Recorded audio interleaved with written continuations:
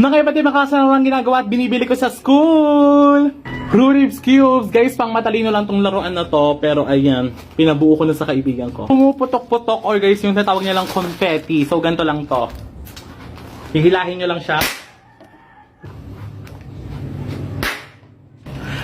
Sepak or sipa, guys, ang tawag namin dito sa school. Lagi namin itong binibili. Tapos, paano ba to? Basta, ganun siya ulit. Padikit, guys. Padikit yung tawag ko dito kasi ganito siya. Aalisin nyo lang siya dyan. Tapos, ididikit nyo siya. Parang ganun. O, diba ang pretty ko? Ito pa. Buhok ng tikbalang, guys. Pinaka-favorite ko to kasi dati. Lagi namin itong ginagawa. And, syempre, gay ako. Bakla-baklaan. Lagi ako naglalagay na rin tuwing recess. And I feel like meron akong buhok.